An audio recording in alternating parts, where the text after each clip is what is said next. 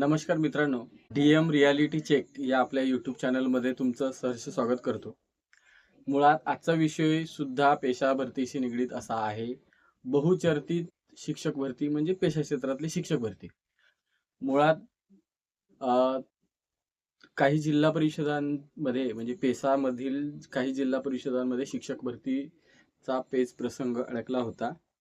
त्यापैकी नंदुरबार जिल्हा परिषदेच्या पात्र याद्या पब्लिश झाल्या आणि आता आज रोजी नाशिक जिल्हा परिषदेच्या पात्र याद्या निवड यादी या ठिकाणी पब्लिश झालेली आहे आणि मुळात नाशिक जिल्हा परिषदेने या ठिकाणी त्या उमेदवारांना समुपदेशनासाठी बोलवलेलं आहे. 7 तारखेला हे समुपदेशन नाशिक जिल्हा परिषद येथे पार पडणार आहे. या समुपदेशन वेळी कुठले कागदपत्र तुम्हाला घेऊन जायचे आहेत. त्यानंतर जर तुम्ही त्या समुपदेशनला हजर राहिला नाहीत तर काय होऊ शकतं. पवित्र पोर्टलच्या नियमानुसार जर तुम्ही कागदपत्र पडताळणीला जर तुम्ही उपस्थित राहू शकला नाहीत तर त्या ठिकाणी तुम्ही या प्रक्रियेतून बाद होता.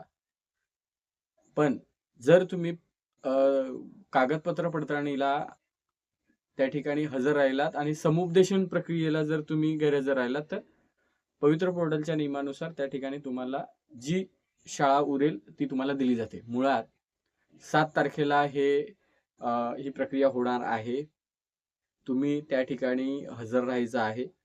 या व्हिडिओच्या माध्यमातून आपण हेच बघणार आहोत की त्या पत्रामध्ये नेमकं काय म्हटलंय, कुठले कागदपत्र लागणार आहेत, कोणी तिथे हजर राहायचं आहे, समांतर आरक्षण फॉलो झालेलं आहे की नाही हे आपण त्या यादीमधून बघणार आहोत.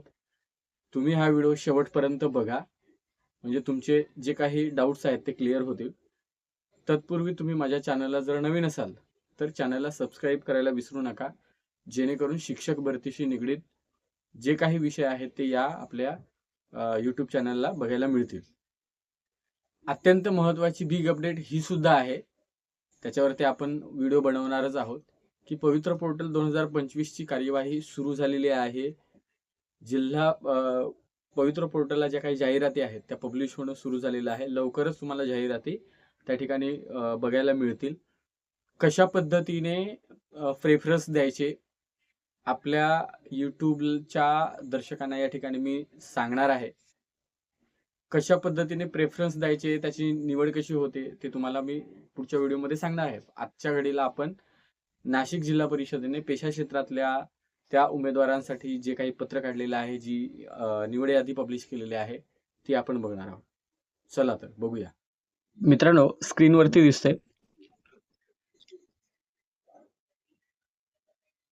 4/8/2026 रोजी नाशिकच्या जिल्हा परिषदेने प्रति संलग्न यादीतील निवड पात्र ज्यांची निवड झालेली आहे ते असे उमेदवार जे पेशा क्षेत्रातील 2023च्या शिक्षक पदभरती अंतर्गत निवड पात्र झालेले आहेत त्यांचं समुपदेशन होणार आहे. म्हणजे ज्या काही तुमच्या शाळा आहेत यात ह्या गोष्टीमध्ये डॉक्युमेंट व्हेरिफिकेशन वगैरे त्या ठिकाणी काय काय होऊ शकतं समुपदेशनच्या त्या ठिकाणी तेही तुम्हाला सांगतो.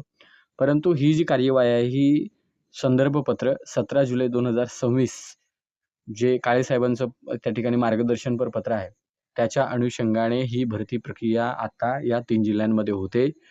त्याच्यातली ही नाशिकची प्रोसेस सुरू आहे. उपरोक्त संदर्भीय विषयान्वये कळवण्यात येते की पेशा क्षेत्रातील शिक्षक पदभरती कार्यवाही सुधारित सामान्य प्रशासन विभागाच्या प्राप्त निर्देशांनुसार करण्यात येत आहे. त्या अनुषंगाने शासन स्तरावर प्राप्त 2022च्या टेट यादीच्या आधारे तयार करण्यात आलेल्या निवडपात्र उमेदवारांच्या समुपदेशनाचे आयोजन करण्यात आले आहे.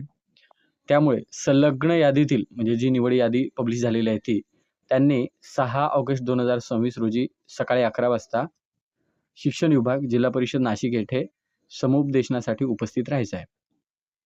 समुपदेशनसाठी उपस्थित राहताना कुठले मूळ कागदपत्र आणायचे आहेत किंवा त्याची स्वाक्षांकित प्रत म्हणजे एक मूळ कागदपत्र आणि तुम्ही जे काही झेरॉक्स प्रत आहे त्या तुम्ही सोबत आणायच्या आहेत. कुठले कुठले कागदपत्र लागणार आहेत.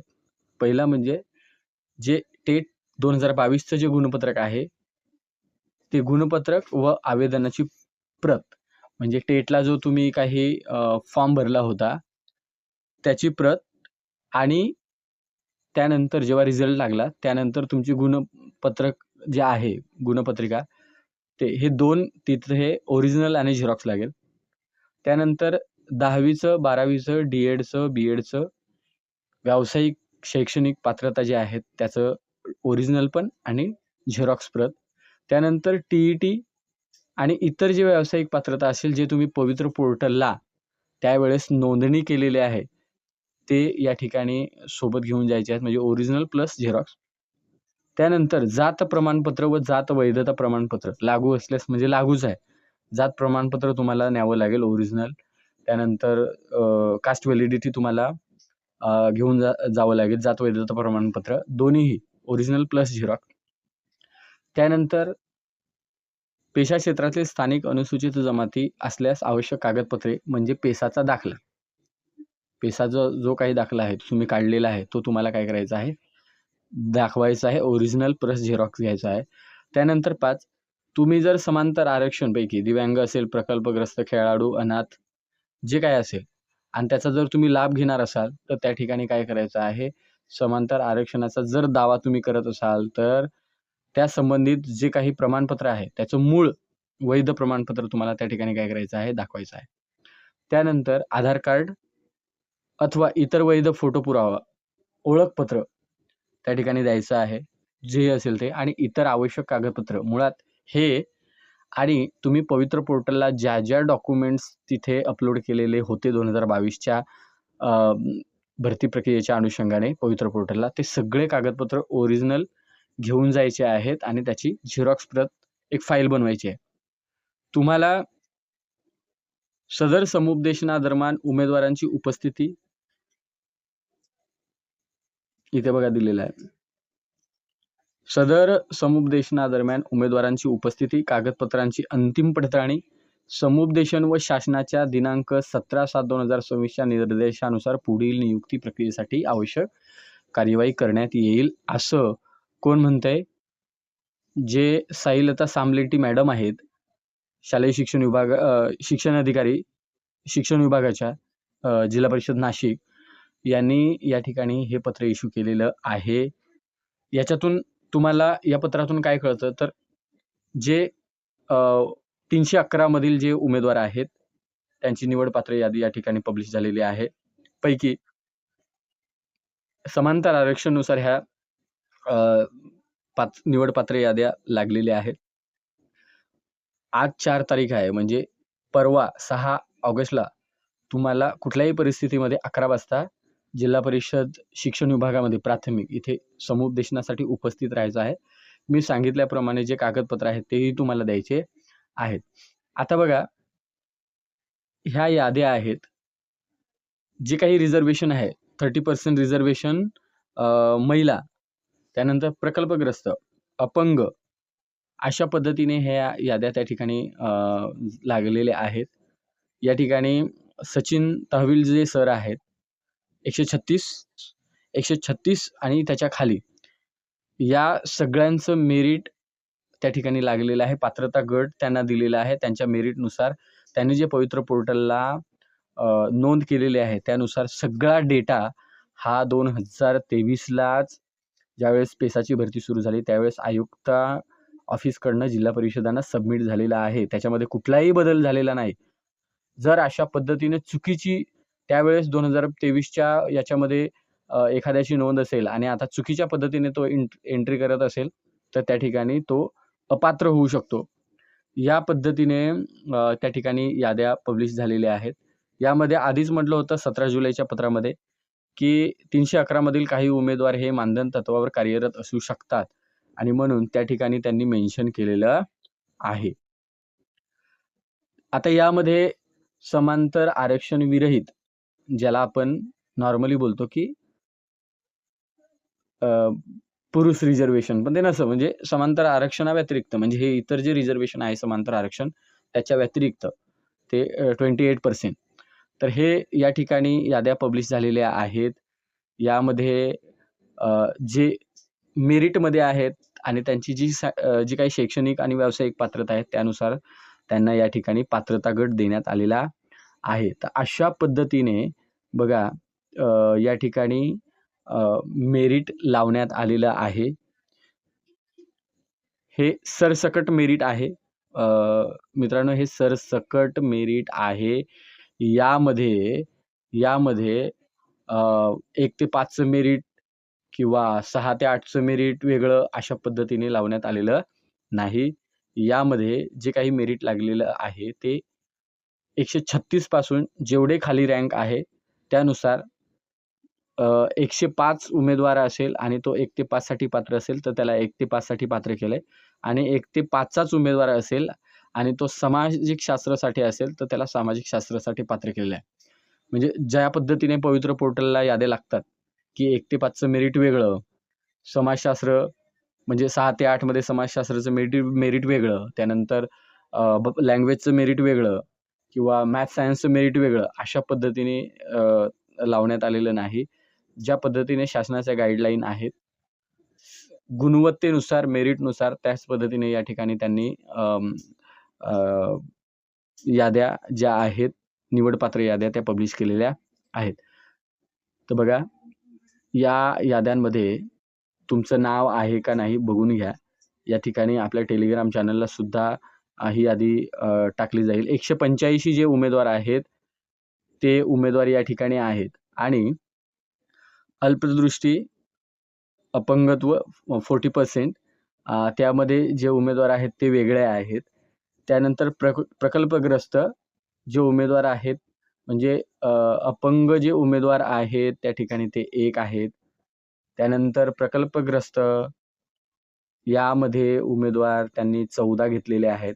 अशा पद्धतीने मुख्य कार्यकारी अधिकारी जिल्हा परिषद नाशिक यांनी ह्या याद्या फायनल केलेल्या आहेत.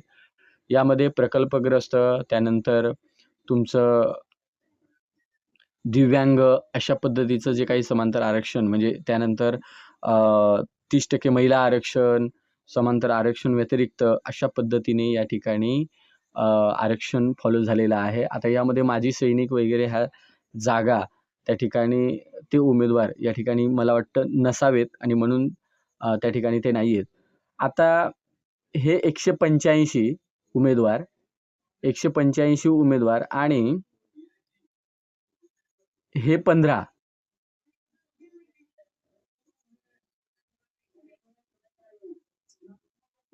म्हणजे या ठिकाणी मला वाटतं 200 उमेदवारांची या ठिकाणी यादी ही पब्लिश करण्यात आलेली आहे. मुळात यामध्ये जाहिरात जी नाशिक जिल्हा परिषदेची होती ती म्हणजे 311 जागांची होती आणि ते 311 जागा भरल्या जाणार. मुळात ज्या काही समांतर आरक्षणमध्ये जागा गेल्या असतील तर त्या